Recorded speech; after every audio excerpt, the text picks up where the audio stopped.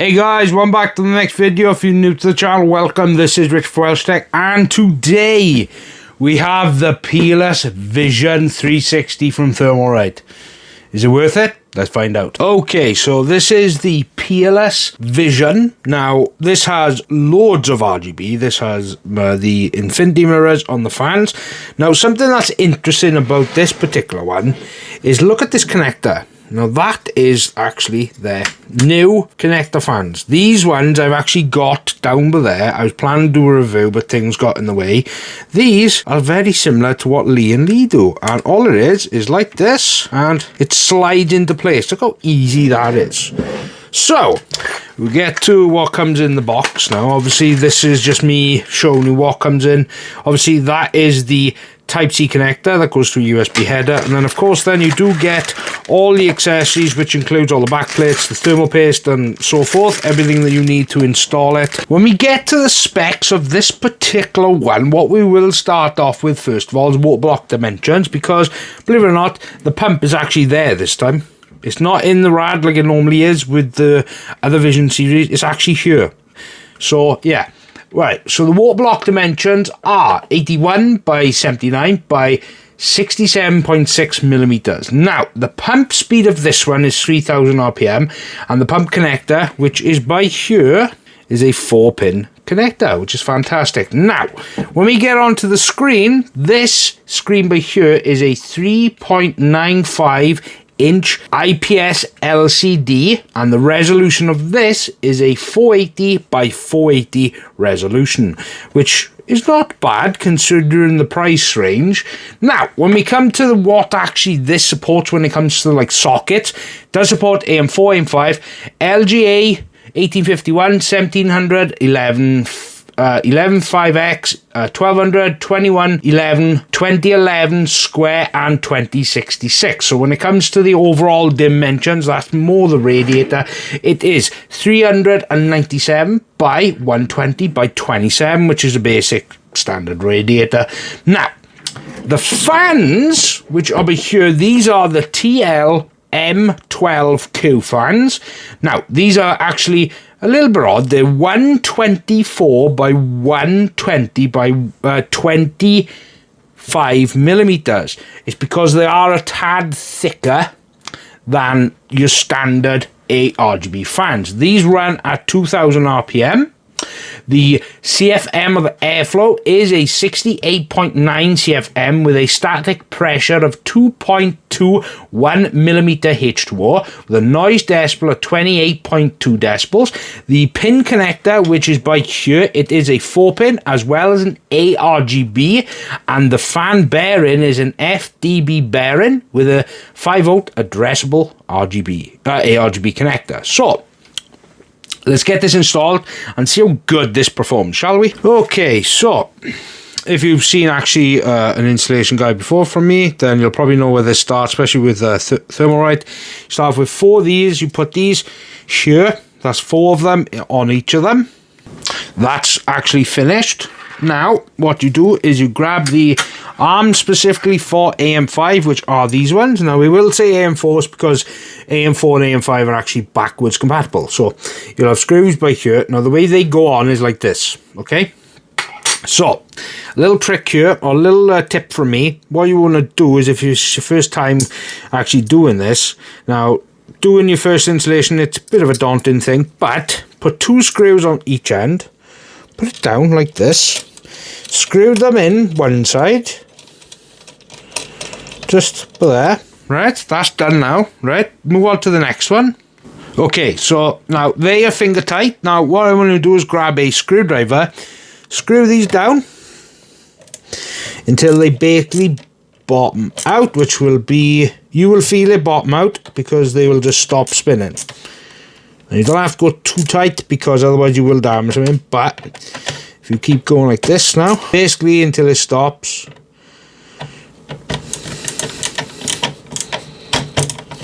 And that's it for the standoffs. Okay, so when it comes to like thermal paste now, of course, that's going to vary.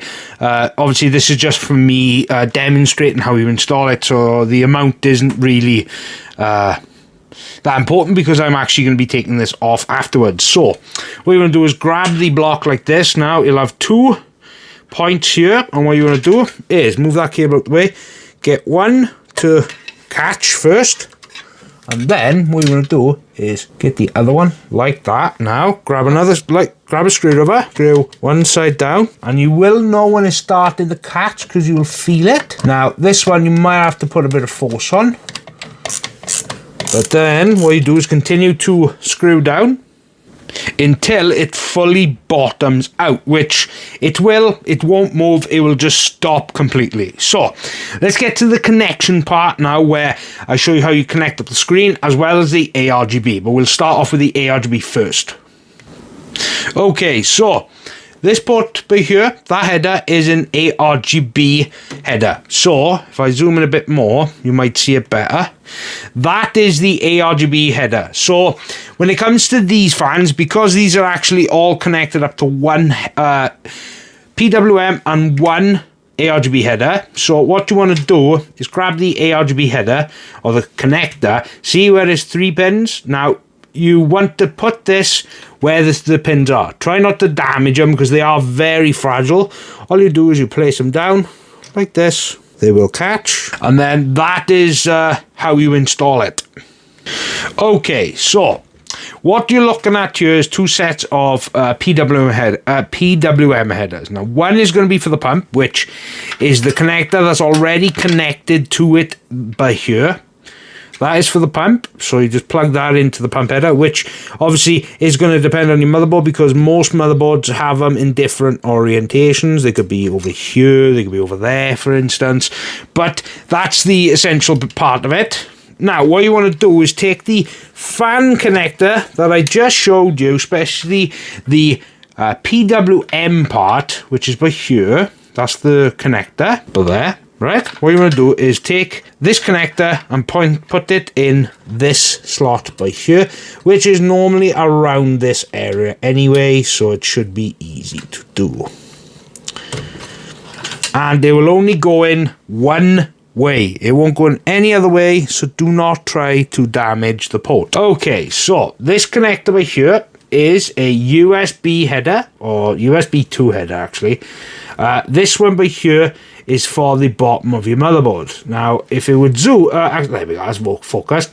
This one will go to the bottom of your motherboard, and I'm going to show you that port first. Okay, so where you can see it says FUSB 2.0, that is a USB header. Now, what you want to do is take this connector here, which says USB on it, and plug it into this connector, which is by here, and there it is by there, connected. And when it comes to connecting the screen, now the screen connection is easy. So all you do is there's magnets at the back, so what you want to do is place it down and it will just pop on.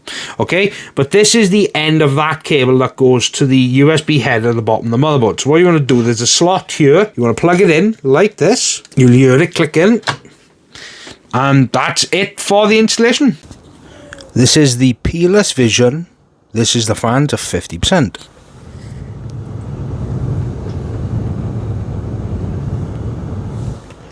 Actually very quiet at 50.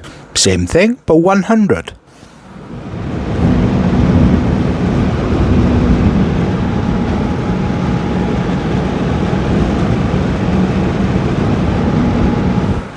I mean, yeah, they're louder, but they aren't the loudest of Thermalright's fans. This is the pump speed at 50.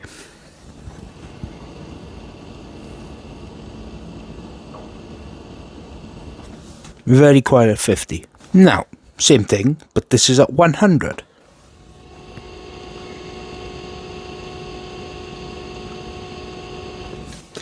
I mean, you can hear it a little, but compared to other AIOs, it's rather silent.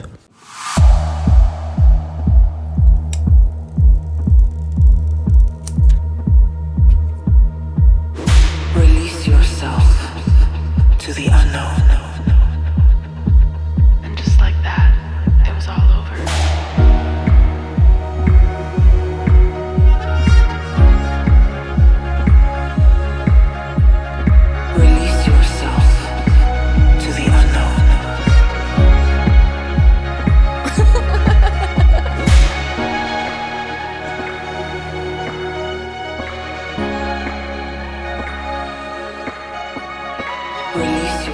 Okay, so this is the TRCC software. Now, if you've watched any of my previous reviews on Thermalright AIOs, especially the Vision series, then you're probably going to be used to the format, unless this is the Rainbow Vision or the Truthio or the Wonder Vision. Then the software is basically the same. That will only be the difference. It just depends. Now, obviously, you do get a few of presets here, which do, they're very snappy to load up. But then, obviously, and you get the local templates, which you can change the look of what you want. You can change it to CPU, GPU, the time, the date. Then you can just have the CPU and the GPU there, or you can just have the CPU at the bottom with the date. Now, then there's these ones. It comes with a lot of different presets, especially for these. Now, what this will essentially do is when you change the background, this will basically be over it. And what I will say is some of them are very, very nice. Now, the TRCC software isn't exactly known to be the best, because there are users on Reddit that have actually had issues with it. But what I'm going to say is when it works, it does work very, very good. So when we get to like the custom stuff, this is under the gallery. Now, these are going to be videos. Now, you will notice it says download and then it does load. Now, this is a very nice screen. The pixel density as well and the overall clarity of this screen does look very, very nice. And quite honestly, you'd be happy. This thing is under £100, and I think for the price you couldn't get any better, quite honestly. Now, of course, there's going to be some issues. There's a few delays in the software, but that's primarily downloading stuff, and sometimes there's a bit of a delay when it comes to loading backgrounds. As you can see, there is a tad of a delay, but that is because it's loading it. Like this one. Yeah. So once it's loaded, you can go back to it, and it shouldn't take as long. Or it does, but it doesn't have to re-download it. It'll just download it, and once it's done, then it's done. Okay? So there's a number of presets. There's a number of backgrounds as well, the gallery. There is loads of different backgrounds. Ones that are animated, ones are just basic colors. The animation suite on this is fantastic. It's just like with any other of the AIOs from Thermalright I've reviewed. They are very, very good. Obviously, there are issues with the software, but that is something that obviously does come with it, because they don't exactly charge the most for these AIOs. Now, when it comes to like customization, you can adjust what's actually displayed on the screen. You can upload your own background, a video. You can put this as a media player, which what that will do is it will change it from the onboard screen and it will put it to the desktop. It'll basically mirror your desktop on the screen. So if you're actually playing a game, that's where that'll probably be more useful, is you'd be able to load, like, say, I don't know, Discord there. You could have it that small, but that's really going to be up to you. But other than that, the overall software is very good, but obviously it does have its issues. Okay, so when it comes to the actual system I use, it is my AM5 platform, so Ryzen 9 7900. It's got 32 gigs of DDR5 from Apacer. It is a Sapphire B850 motherboard. It's got a Gen 5 NVMe from Kingston. It's got another Gen 4 2TB from Samsung. It's got an RX 7800 XT, and it's got a 1000 watt Core-Link power supply, and it's housed in the Be-Quiet Shadowburst 800FX. So, when it comes to the actual testing, it's the same way I test my coolers, 50 and 100%. So we'll start off with 50. Now, the CPU power draw at high was 178 watts with a low at 171. The CPU clocks were high at 5.4 and low at 5.1. Now, Cinebench 23. Now, these tests were normalized. That means a 20-minute run to leave the liquid inside to normalize. So the Cinebench R23, the idles were 31 at idle and max at 82. The Blender Pavilion was idle at 31 with a max of 79. Blender Classroom, idles 31 with a max of 80. And 3D Mark CPU Test, the idles were 31 with a max of 69 Celsius. Nice. Now, the 100%, the CPU power draw high was 179 watts with a low at 174.